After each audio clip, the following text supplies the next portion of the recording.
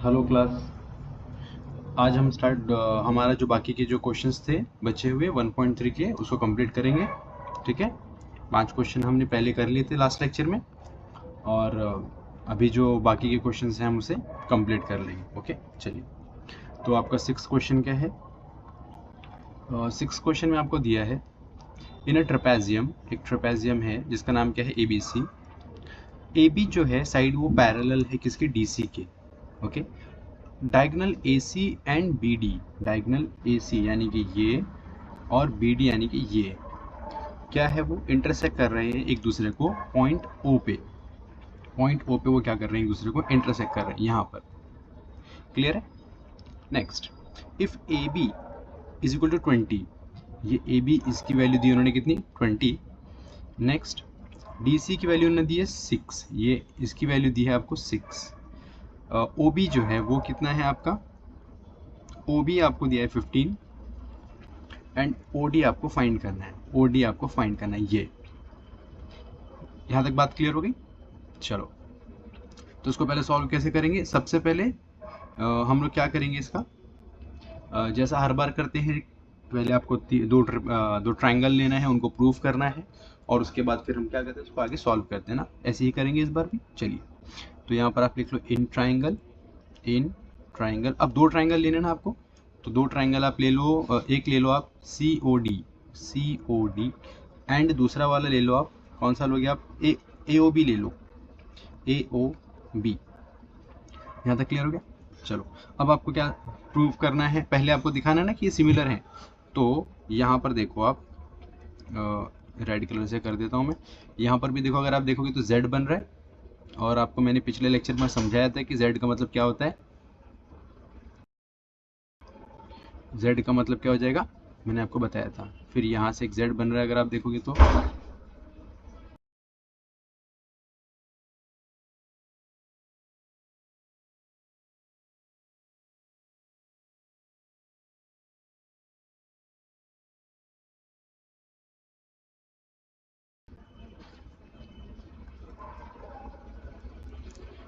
यहाँ से भी एक Z बन रहा है ना, तो दो Z बन रहे हैं। और अगर आप यहाँ पर देखोगे तो एक V बन रहा है, यानी कि वर्टिकली ऑपोजिट एंगल भी बन रहा है।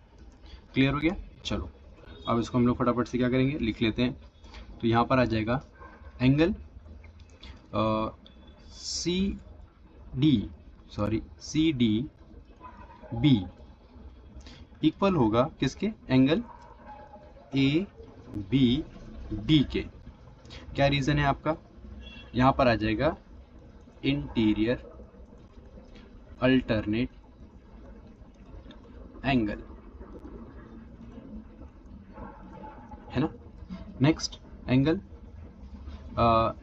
COD इक्वल हो जाएगा एंगल AOB के। ये हो जाएगा आपका वर्टिकली ऑपोजिट एंगल। दो एंगल मिल गए आपको। और जब दो एंगल मिल गए तो कोई भी ट्रायंगल क्या हो जाएगा, इक्वल हो जाता है ना, मतलब सिमिलर हो जाता है। तो देयरफॉर एंगल ट्रायंगल COD क्या हो जाएगा, सिमिलर हो जाएगा किसके, एंगल AOB के। क्या रीज़न है, बाय एंगल टेस्ट। यहाँ तक सबको क्लियर है? अब नेक्स्ट काम क्या करना है, हमें पता करना है कि ये AOD की वैल्यू। तो आप यहाँ पर लिखोगे CO divided by AO is equal to OD divided by OB is equal to CD divided by AB।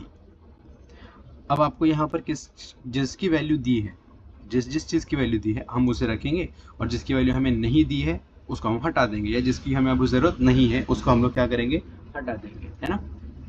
चलिए, AB की वैल्यू आपको दी है, तो AB की वैल्यू क्या है आपकी, AB की वैल्यू आपको 20 है, CD की वैल्यू है आपके पास OB के। तो हम क्या करेंगे, इसको हटा देते हैं, इसको नहीं लेंगे, सिर्फ इन दोनों को ही यूज़ करेंगे हम। चलिए, यहाँ पर मैं लिख लेता हूँ OD divided by OB is equal to CD divided by AB। अब मुझे वैल्यूज पुट करनी है ना, तो मैं एक काम करता हूँ, इसको वाइट कलर से कर देता हूँ। OD की वैल्यू कितनी है मुझे नहीं पता, तो मैं इसको कंसिडर कर लूँगा x। थोड़ी देर के लिए हम लोग इसको लेट कर लेंगे x। OB की वैल्यू 15 है, दी है क्योंकि है ना। CD की वैल्यू आपके पास दी है 6 है, और AB की वैल्यू कितनी है 20 है। अब आप इसको क्रॉस मल्टीप्लिकेशन में ले जाओ, तो ये हो जाएगा आपका 20 multiply by x is equal to 15 multiply by 6। तो 15 मल्टीप्लाई बाय 6 कितना हो जाएगा?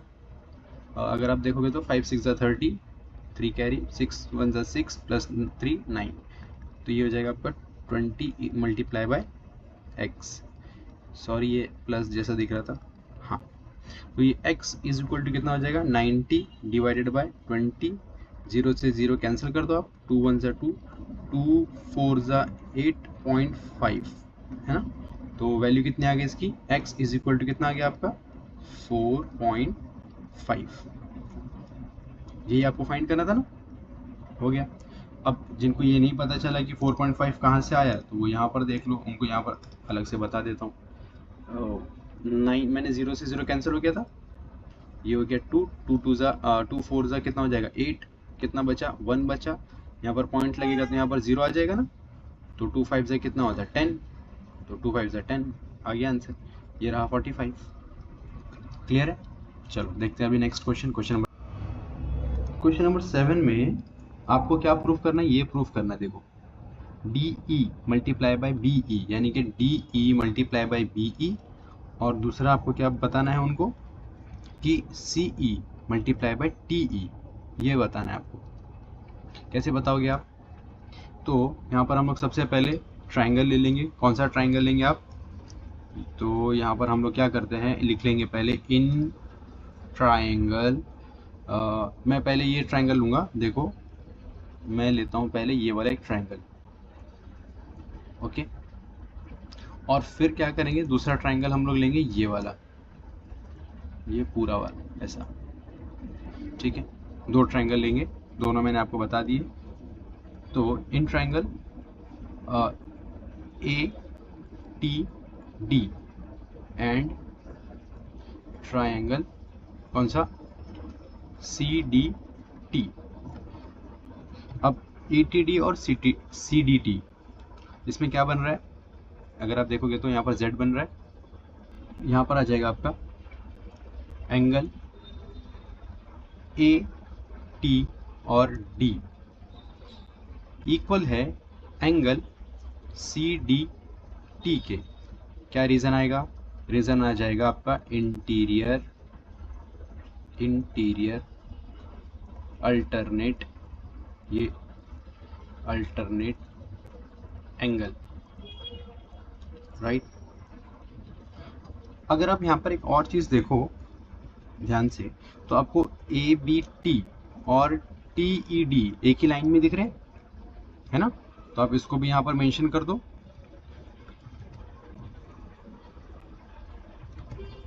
उसके लिए आप कैसे बताओगे? तो यहाँ पर आएगा एंगल BTE इक्वल है एंगल CDE के।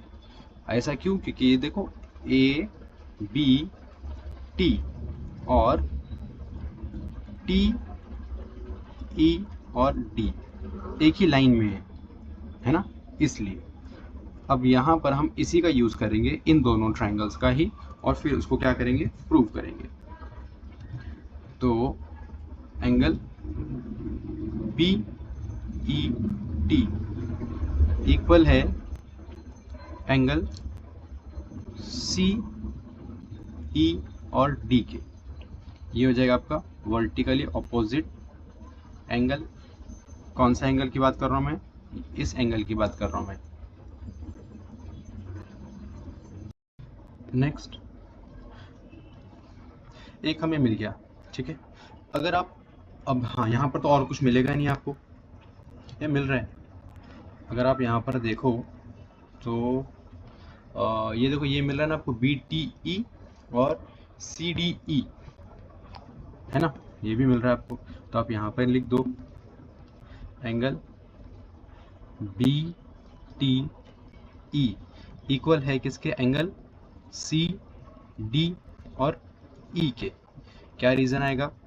यहाँ पर आ जाएगा रीजन आपका इंटीरियर अल्टरनेट एंगल। अब इस बेस पे आप क्या कर सकते हो, करस्पॉन्डिंग साइड्स को आप बता सकते हो। तो करस्पॉन्डिंग साइड्स में यहाँ पर लिख देता हूँ, पर उसके बाद जो प्रूफ करना है वो आगे प्रूफ करूँगा। तो यहाँ पर मैं लिख दूंगा, पहले क्या आएगा, B T divided by C D, और T E divide by T E divided by क्या हो जाएगा, डी ई, और नेक्स्ट क्या आ जाएगा, बी ई डिवाइडेड बाय हो जाएगा सी ई, सी ई। अच्छा, अगर वीडियो में पीछे का थोड़ा सा साउंड अगर आए तो आप प्लीज़ इग्नोर करना, गाड़ियों वगैरह कुछ अगर साउंड आता है तो, ठीक है। अच्छा, हमें क्या क्या चाहिए था उसके हिसाब से देख लेते हैं। हमें इसकी ज़रूरत है क्या, हाँ इसकी ज़रूरत नहीं है, हमें ये चाहिए सिर्फ, ठीक है। चलो, तो यहाँ पर मैं लिख लेता हूँ T E divided by D E multiply by B E divided, sorry equal है यहाँ पर सी ई।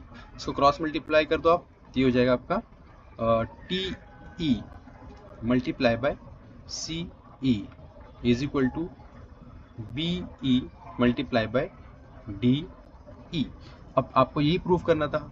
हाँ, बस ये थोड़ा सा इधर उधर आ गया है, तो आप यहाँ पर लिख सकते हो उसको, तो सेम ही होगी वैल्यू, तो अगर आप देखोगे तो सेम ही आएगी, चाहे आप इस तरफ लिखो चाहे आप उस तरफ लिखो। तो ये आ गया आपका क्लियर। ये यही आपको प्रूफ करना था, और ये हमने यहाँ पर प्रूफ कर दिया है, ठीक। अब नेक्स्ट क्वेश्चन नंबर,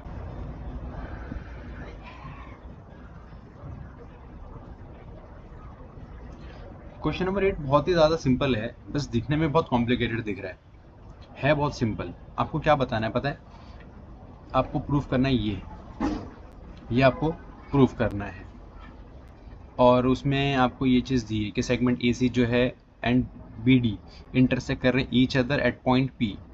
यहाँ पर आपको एक इन्फॉर्मेशन दी है, और एंड ये दिया है, सॉरी मैंने गलती से प्रूफ के लिए बोलते, ये दिया है आपको। तो प्रूफ क्या करना है आपको, ये प्रूफ करना है, ये आपको प्रूफ करना है। चलिए कैसे करोगे,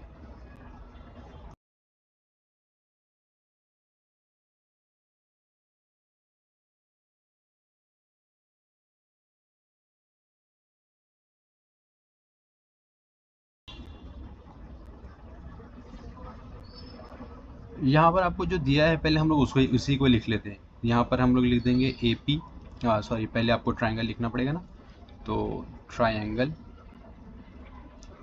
ए B P and triangle C D P. A P upon C P is equal to B P upon D P. क्या रीज़न है, गिवन है, कुछ नहीं करना है, गिवन दिया है, चुपचाप से लिख दो।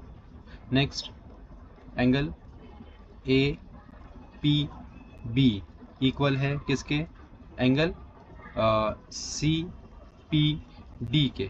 क्या रीज़न है, vertically opposite angle, vertically opposite angle. हो गया प्रूफ, है ना। आपने साइड्स दिखा दिए यहाँ पर, वो है ना, करस्पॉन्डिंग साइड्स आपने दिखा दिए, यहाँ पर आपने एक एंगल बता दिया है। अब क्या बचा, कुछ भी नहीं, तो आप यहाँ पर लिख दो therefore triangle A B P क्या है, सिमिलर हो जाएगा किसके, ट्राइंगल सी डी पी के। रीज़न क्या लिखोगे, साइड एंगल साइड टेस्ट। इसी टेस्ट के बेस पे आपने क्या किया, उसको प्रूफ किया है। देखो ये रहा एक साइड, ये रहा आपका एंगल, ये रहा साइड, लिया तो है आपने, देखो ये रहा ए पी, ये रहा आपका बी पी, और बीच में आपके पास आ रहा है एंगल। इसी बेस पे आपने इसको प्रूफ कर दिया, ठीक है। Next question, question number 9। Question number 9, question number 9 काफ़ी आसान है अगर आप देखो तो, बस वो थोड़ा सा एक के अंदर एक ट्राइंगल्स बने हुए, इसके लिए आपको थोड़ा सा दिक्कत हो सकती है। तो एक ट्राइंगल ये जो आपको क्लियर कट दिख रहा है, और एक ट्रायंगल मैं आपको यहाँ पर बाहर बना देता हूँ, या तो मैं एक काम करता हूँ ना, दोनों ही ट्रायंगल आपको बाहर बना के दिखा देता हूँ, ताकि आपको क्या हो, इजी हो समझने के लिए, है ना।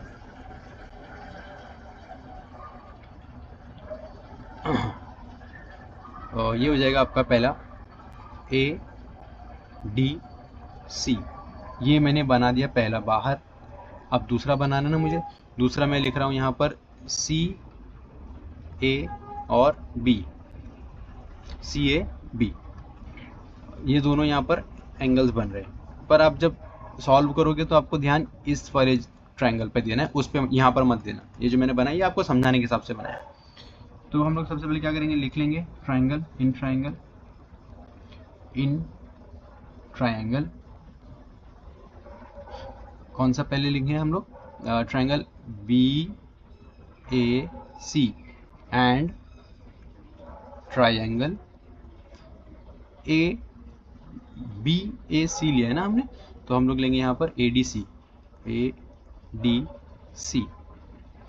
अब पहला तो आपको दिया है BAC, तो आपको दिया ही है, तो आप लिख दो BAC equal to angle ADC। Reason given है, आपको क्वेश्चन में दिया है। नेक्स्ट आप ले लो, देखो ये वाला ट्रायंगल एंगल BACB, यहाँ पर मैं लिख लेता हूँ ACB इक्वल हो जाएगा किसके, ACB मैंने लिया है उसके बाद मैं ले लूंगा इसको DCA ले लो, है ना। ये वाला जो ट्रायंगल था ना पहला, मैंने क्या किया, इसको यहाँ से लिया ACB।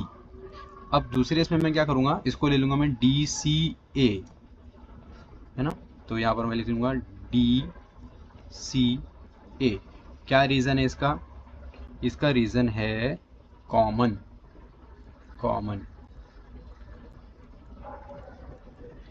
ये कॉमन एंगल है।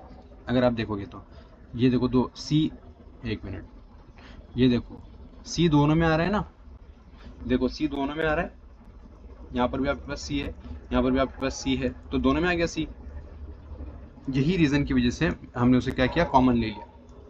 ये रहा और ये रहा, तो हमने कॉमन ले लिया उसको कि ACD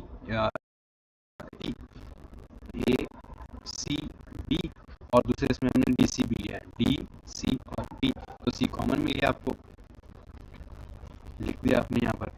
अब इसी बेस पे आप क्या करोगे, देयरफॉर क्या लिखोगे आप, ट्रायंगल BAC क्या हो जाएगा, वो सिमिलर हो जाएगा किसके, ट्रायंगल ADC के। क्या लिखोगे रीजन, आप लिखोगे by angle test, by angle test, by angle test. अब यहाँ पर आप लिख दो कि BA upon AD is equal to AC upon BC is equal to BC upon AC। अब आपको इसकी जरूरत नहीं है, इन दोनों की जरूरत है, तो यहाँ पर आप लिखोगे क्या, AC divided by BC is equal to BC divided by AC। अब इसको क्रॉस मल्टीप्लिकेशन करो तो AC मल्टीप्लाई बाय AC क्या हो जाएगा, AC square is equal to BC multiply by BC। और ये हो गया आपका प्रूफ। इसी बात को तो आपको प्रूफ करना था, कर दिया। खाना कितना सिंपल, बहुत सिर्फ दिख रहा था क्वेश्चन, वैसा क्वेश्चन कई बार ना दिखते बहुत डिफिकल्ट है, पर जब आप उसको देखते हो, अच्छे से समझते हो, तो आपको पता चल जाता है कि हाँ यार ये तो बहुत ईजी था, ये तो मैं बिना बात का टेंशन ले रहा था। तो ये बात है, ये था आपका लास्ट क्वेश्चन, क्वेश्चन नंबर 9, और यहाँ पर हमने प्रैक्टिस सेट भी कंप्लीट कर लिया है, ठीक है। अब इसकी प्रैक्टिस